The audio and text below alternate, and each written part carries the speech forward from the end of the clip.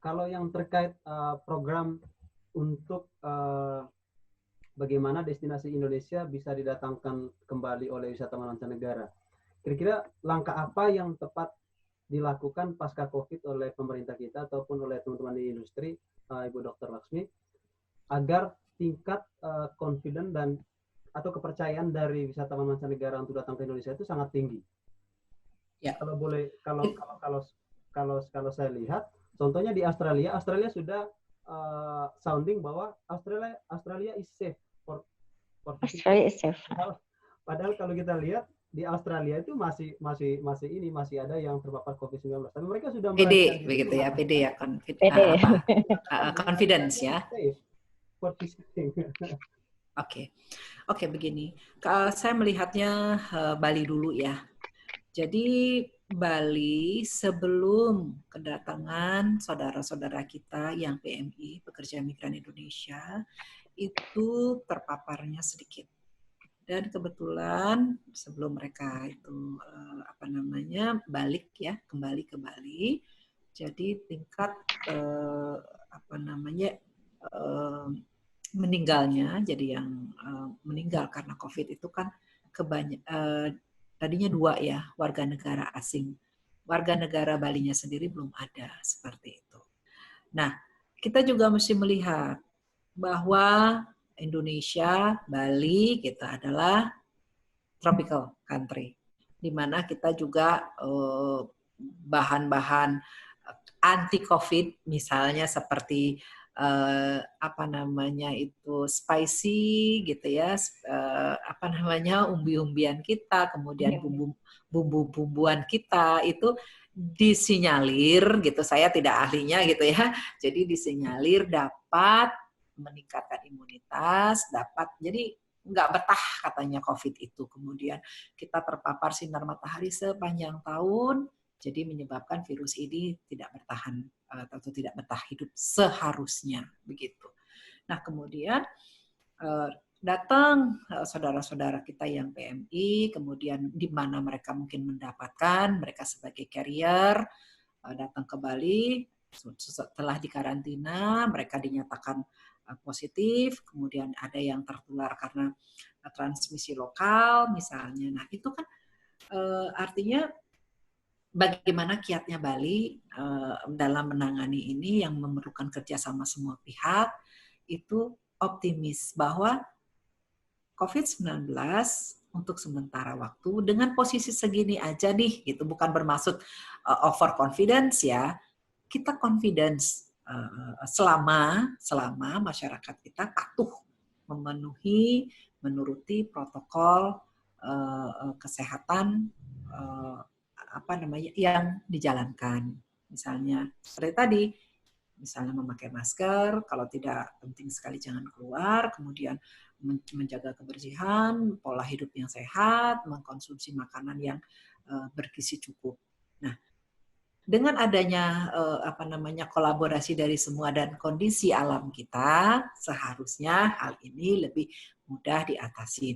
Nah, menurut saya ini bisa diwartakan ke seluruh dunia sebetulnya sebagai bahan alat atau bahan promosi kepada dunia bahwa begini loh cara Bali itu menghadapi pandemi COVID. Nah, ini kan juga sebetulnya memiliki nilai jual ya dalam tanda kutip yang tinggi, sehingga memberikan kepercayaan kepada pangsa pasar kita bahwa Bali ini safe begitu. Safe-nya kondisinya safe, seandainya pun kita dapat di mana artinya ketahuan akhirnya terpapar COVID itu di Bali, paling tidak di Bali itu sudah punya mekanisme dan SOP yang harus dilakukan begitu, dan mudah-mudahan juga nanti antivirusnya ditemukan, kita bisa memiliki itu, lebih lagi kepercayaan dunia kepada kita kan begitu. Kalau dari Kak Ita, dari teman-teman industri,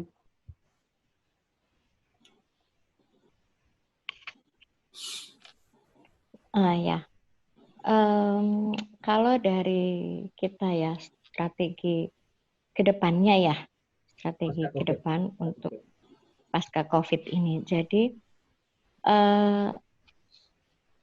kalau dari kami sebenarnya apa ya, simple. Jadi pasca COVID ini mungkin kami hanya untuk menarik ke wisatawan untuk ini supaya mereka kembali kepercayaannya kepada kita, itu kembali apa ya, seperti memberikan promosi-promosi ya, seperti tadi yang Ibu Dokter bilang. Jadi dengan kepercayaan diri yang ini kita kembalikan seperti membuat promosi-promosi tentang produk, tentang destinasi, tentang apapun yang kita punya ke dunia luar. Kemudian dalam promosi itu tentunya kita sudah ada persiapan ya. Jadi seperti mungkin di awal kita akan memberikan satu pelayanan yang lebih, misalnya mungkin dengan harga yang mungkin, contoh umpama ya, kita dari pelaku yang mungkin dari sisi harga, dari sisi pelayanan, dari sisi peningkatan kualitas apa ya, SDM-nya. Nah, itu masuk di dalam strategi-strategi kami yang kami persiapkan untuk lebih menarik wisatawan itu lebih banyak untuk datang ke Labuan Bajo. Contohnya ya seperti kami di Komodo Escape ya. Komodo Escape ini kan kami saat ini kalau dibilang dirumahkan juga tidak.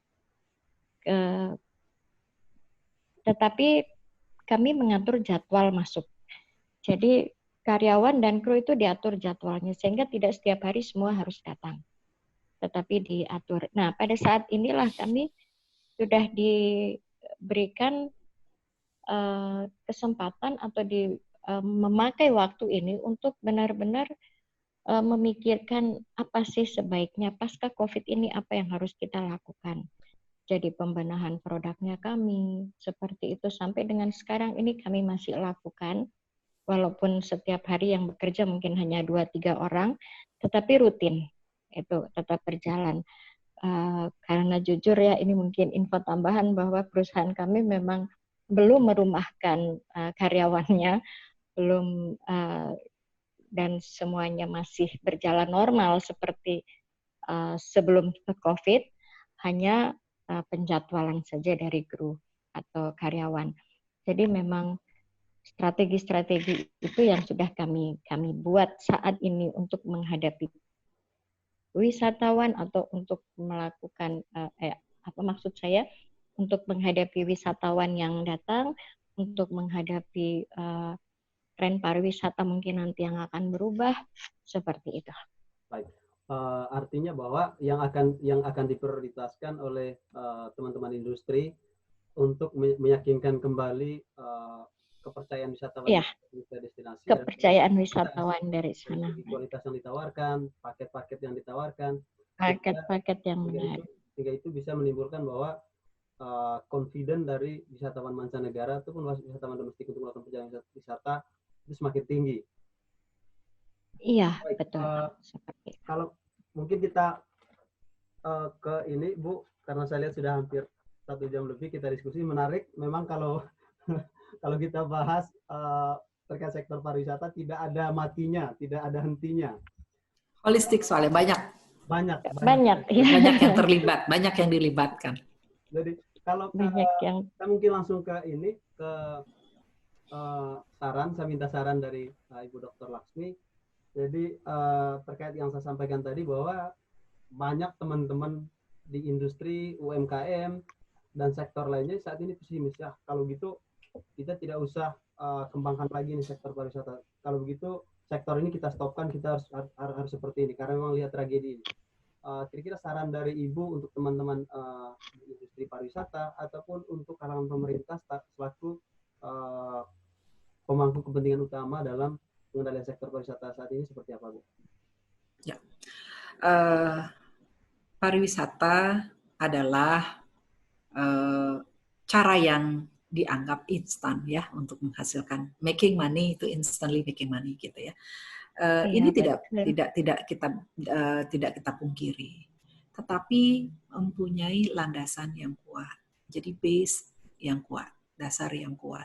Dasar kita apa? Yaitu pertanian gitu. Ini yang harus lebih dikuatkan lagi. Kalau dasar di mana-mana kan harus lebih kuat daripada apa yang di atasnya kan?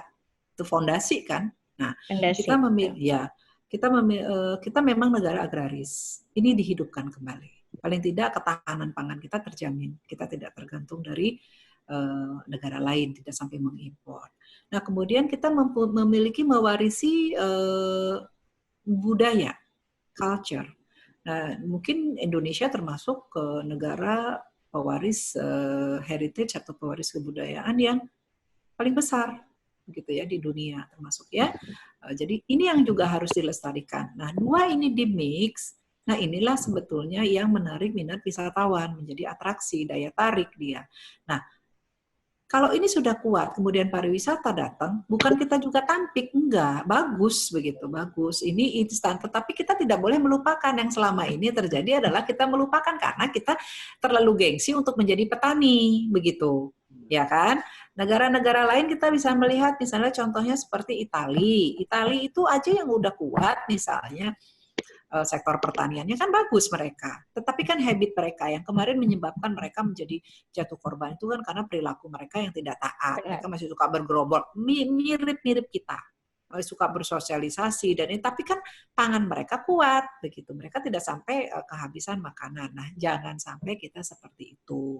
Jadi kembali lagi community based on tourism. Jadi kalau sudah di bawah kuat, base dasarnya kuat, yang di atasnya menopang pasti akan seberapapun, karena kan kalau yang di atas yang paling di atas yang kena angin. Nah, kalau ini sampai runtuh, minimal yang di bawah ini masih tetap berpijak gitu loh. 1, 2, 3 lapis di bawah masih kuat. Nah, pariwisata itu kan di ujung banget karena dia rentan sekali. Gitu.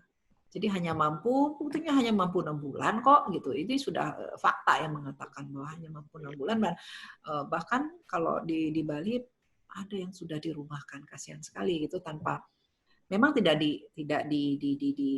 diberhentikan, tetapi dirumahkan dulu entah sampai kapan dipanggil kembali. Nah, itu kan jadi tidak bisa diharapkan gitu. Itu sih kalau menurut saya. Jadi 1, 2, 3 lapis, agriculture dihidupkan, kemudian budaya, kemudian daya tarik yang lain, industri kecil, itu kemudian baru pariwisata. Gitu. Kalau dari Kak Ita, apa harapan dan saran yang mungkin disampaikan untuk sektor pariwisata saat ini, Kak Ita? Khususnya untuk teman-teman di industri yang saat ini sudah mengalami pesimistis yang sangat tinggi. Oke, baik. Untuk teman-teman pelaku pariwisata ya, khususnya nih saya bicara sebagai kami pelaku pariwisata,